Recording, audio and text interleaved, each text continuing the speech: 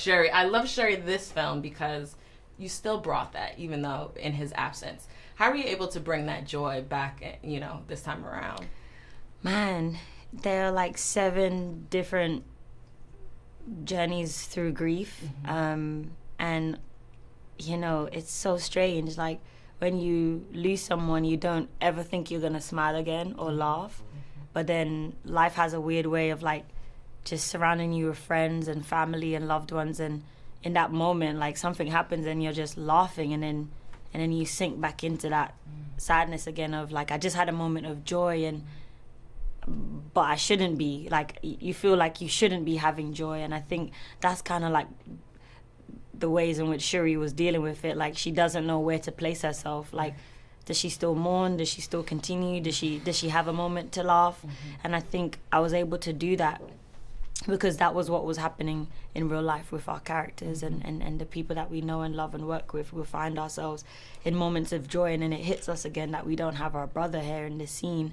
And it was just so many emotions to unpack. So I think just applying the truth of what we were going through into the scenes and just hoping that it reached and touched your heart. Man, did it. That's an understatement. So congrats to you on that. Thank you. With your character, tell me a little bit about just joining this amazing cast, this Marvel universe, and bringing that indigenous culture to this, aside from, Wakandans. But I loved how they really kind of dived into another culture. Was that important to you to bring on screen? Yeah, totally. We have a big problem of racism in Latin America, especially Mexico. And because for many years, 500 years, we denied our identity. We were taught to feel ashamed of who we are. And this kind of movies, this kind of representation help us to embrace our roots and to be proud of who we are. So this is beautiful. And I think this movie, Wakanda Forever, and the Black Panther franchise is the perfect frame to do it, to make this step and move forward and reconciliate who we are, who we pretend to be. Right.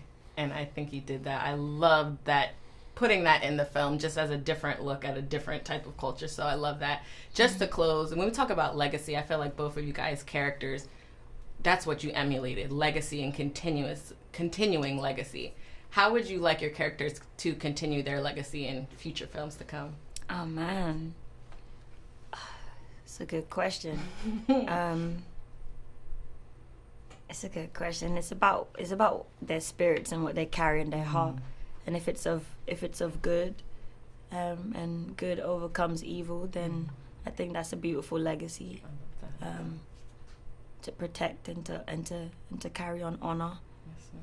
How about you? Legacy. If the kid can feel identified and proud of who they are, for me it's enough. And maybe, and I hope, this movie and this Marvel universe could be the perfect detonator. Is that word exists? Okay.